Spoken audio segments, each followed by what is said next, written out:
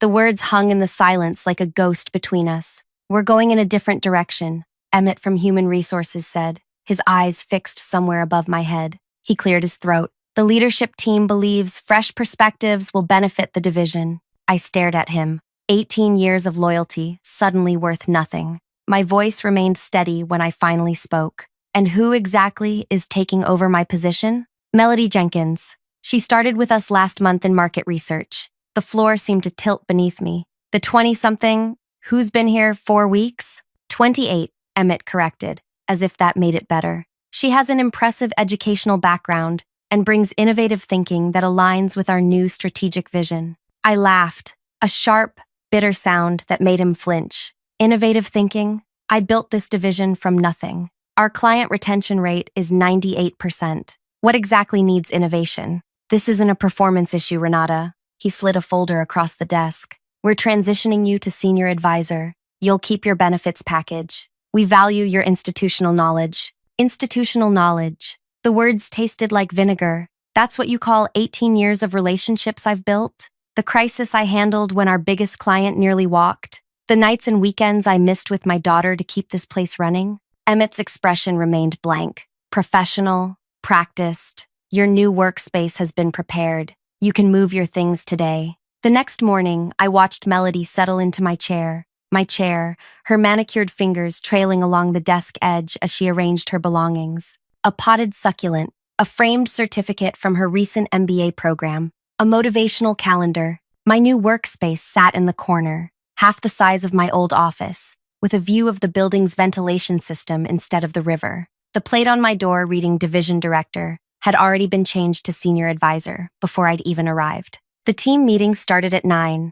My team, my people. They filed into the conference room, avoiding my eyes, shoulders hunched with the awkwardness of collective betrayal. Melody stood at the head of the table, my spot, her youth painfully obvious in her nervous posture. Good morning, everyone. Her voice was too bright, too eager. I'm so excited to be leading this amazing team.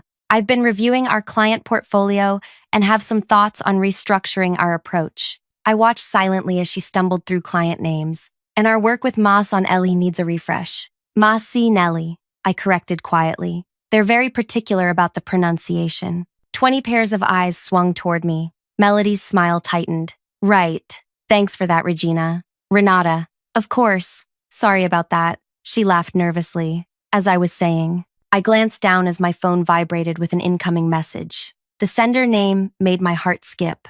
Dario Massanelli, heir to the Massanelli business empire and my main contact for our largest client. First meeting confirmed. Tuesday, 8 a.m., usual place. Curious about recent changes. I slipped my phone back into my pocket, allowing myself the smallest smile as Melody fumbled through explaining project timelines she clearly didn't understand. My fingers tapped lightly against my thigh, counting down. 3, 2, 1. Excuse me, Jamie from Finance interrupted, but doesn't this timeline conflict with the Massanelli quarterly review? Melody blinked.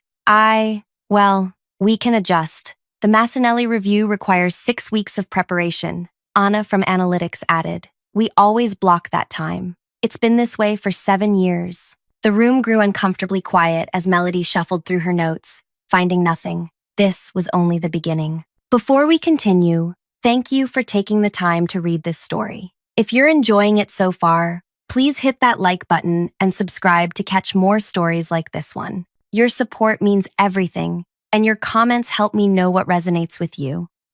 Now, let's get back to how this corporate nightmare unfolded. My name is Renata Vega. For 18 years, I'd poured everything into building the regional market division of a top consumer insights firm. I had started as a research assistant and climbed to division director through pure determination and strategic brilliance. I knew every client by name. I remembered their children's birthdays. I solved problems before they became disasters. I was 46, with the first silver strands appearing in my dark hair, earned through years of stress and sacrifice. My daughter Zoe had grown up watching me work late nights, miss school plays, and postpone vacations. Just until this project wraps up, I'd always say. The projects never stopped. The signs of my impending removal had been subtle at first. CEO Jerome started bringing Melody to executive lunches without explanation. My meeting invitations disappeared from my calendar. Technical glitch, IT claimed. Projects I'd nurtured were suddenly reassigned for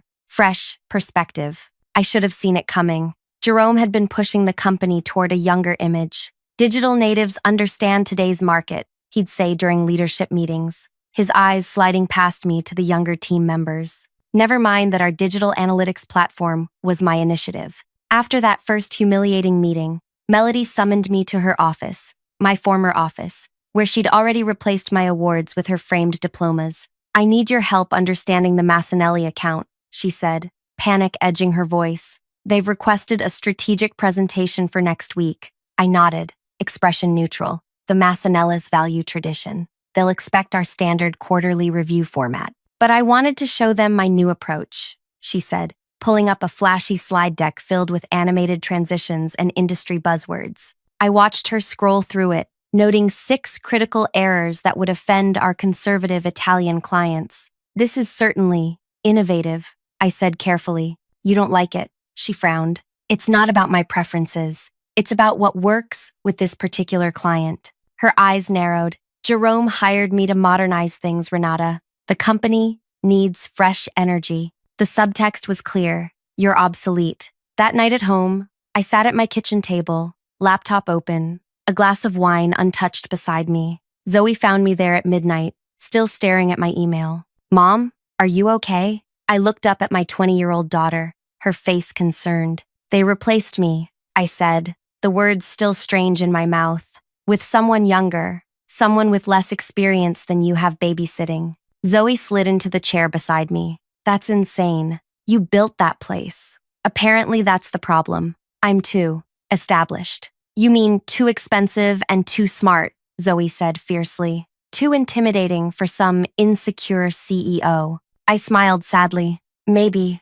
Zoe squeezed my hand. "So, what's your plan?" "Plan? Mom, you always have a plan. You're the queen of contingencies, remember?" She pointed to the notebook beside my computer. "What's plan B?" I looked down at the notebook where I'd started jotting ideas. "I'm working on it." "Good," she said firmly, "because you taught me never to let anyone take what's yours without a fight." The next morning, I went back to work early, before most of the team arrived. I sat at my small corner desk, meticulously organizing files when Melody walked in, already looking stressed. "Morning," she said briskly, barely glancing my way. I watched her rush into her office, close the door, and make a frantic phone call. Through the glass, I could see her gesturing, her face tense. At precisely 8:15, my phone lit up with a message from Jamie in finance. "Emergency meeting called. Massanelli threatening to pull account after receiving Melody's new proposal." I tucked my phone away and waited. 3 minutes later,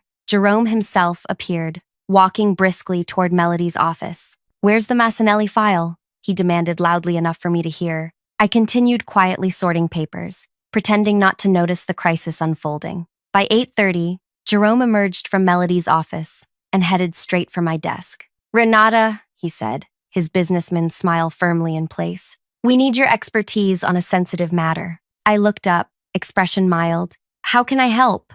"The Massanelli situation. Has there been a misunderstanding with our oldest client?" I asked innocently. Jerome's smile tightened. "Melody tried introducing some updates to their service package. There's been pushback." "That's unfortunate." I maintained eye contact, making him squirm slightly. "We need you in the emergency meeting. You know Dario better than anyone." I nodded, gathering my notebook. "Of course. Happy to help." The conference room was tense when I entered. Melody sat at the head of the table, face pale, Jerome next to her. The speakerphone in the center connected us to Dario Massanelli in Milan. "We have Renata joining us now," Jerome announced to the phone. "Renata?" Dario's voice immediately warmed. "Buongiorno." Finally, someone who understands our business. "Buongiorno, Dario," I replied, slipping into the Italian pleasantries I knew he valued. "Come sta la famiglia?" "How is Sophia's university experience going?"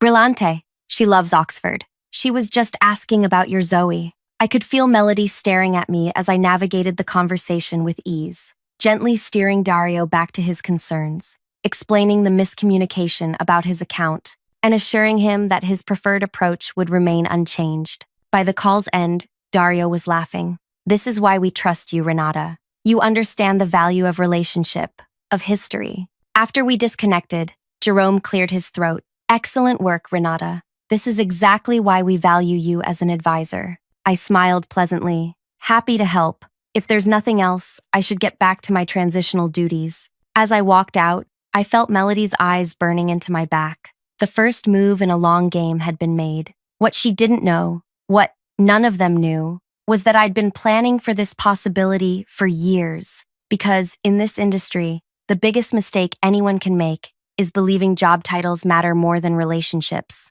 Over the next week, a pattern emerged. Melody would announce a sweeping change to our processes. Clients would resist. I would be called in to advise. Client relationships would stabilize. Each time, I was careful to appear helpful but neutral, just doing my job. I would say when Jerome thanked me for salvaging another situation. In reality, I was watching, learning, cataloging every misstep while maintaining detailed notes on all client interactions. The division operated on relationships I had cultivated for nearly 2 decades, connections that existed nowhere in the company's formal documentation because they lived in trust, shared experiences, and personal history. 2 weeks after my demotion, Melody called me into her office. She'd removed my awards shelf and replaced it with a meditation corner, complete with a small fountain. The gentle, burbling water couldn't mask her anxiety. I need the background on the Westerly account, she said without preamble.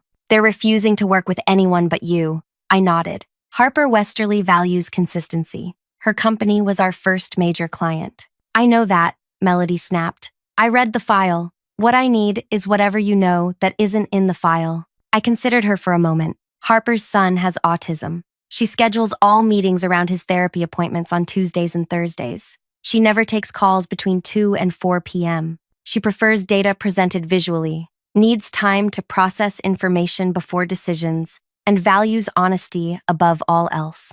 Melody scribbled notes frantically. Why isn't any of this documented? It's personal information shared over 15 years of building trust. Not everything belongs in a database.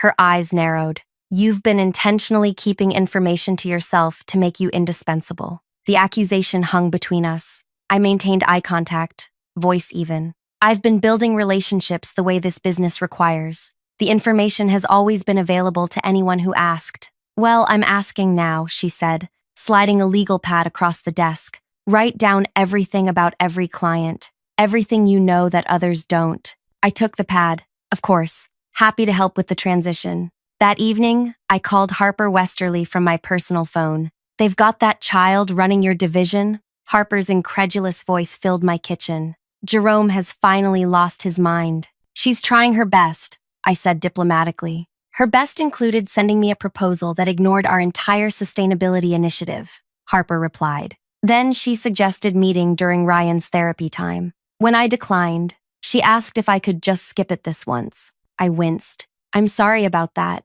Don't apologize for her. What's really going on, Renata? Why would they sideline you? Fresh perspectives, apparently, Harper snorted. Cheaper perspectives, you mean? Our contract renewal is coming up next quarter. I hope they don't expect the same terms without you at the helm. I made a non-committal sound. I'm still with the company as an advisor. For now, Harper said knowingly. Let me guess, they'll phase out your position once they think they've extracted what they need? The conversation shifted to her son's progress, but Harper's insight lingered. She wasn't wrong. My senior advisor role was clearly temporary, a convenient way to extract my knowledge before discarding me completely. The next morning, I handed Melody my client notes, a carefully curated collection that included everything that was generally known within the team, but omitted the deeper personal connections and insights that made the relationships truly valuable. This is it? Melody flipped through the pages, frowning. The essentials, I confirmed. The rest comes with time and relationship building. She muttered something under her breath that sounded like convenient before dismissing me. That afternoon, our team gathered for the monthly progress meeting. I sat in the back corner, observing as Melody presented her vision for restructuring our client approach. We need to standardize our processes, she announced, displaying a rigid timeline of client interactions. Too much of our current workflow depends on individual relationships rather than scalable systems. Jamie from finance raised his hand. Won't that undermine the personalized service our clients expect? Personalization can be systematized, Melody insisted. We'll create detailed client profiles and protocol libraries. I watched my team exchange glances. They knew what Melody didn't, that our clients valued the human connection above all else. They stayed with us because we remembered their children's names, their preferences, their histories. No database could replicate that. After the meeting, Anna from Analytics lingered by my desk. "This is going to be a disaster," she whispered. "The Kowalski Group specifically told me last week they chose us over competitors because we don't treat them like a transaction." I nodded sympathetically. "Change can be challenging. That's all you have to say?" Anna looked shocked. "You built this approach. You're just going to watch her dismantle it?" I met her eyes calmly. "I'm in an advisory capacity now. Melody has the authority to implement her vision." Anna studied me. "You're planning something." I smiled slightly. "I'm adapting to my new role."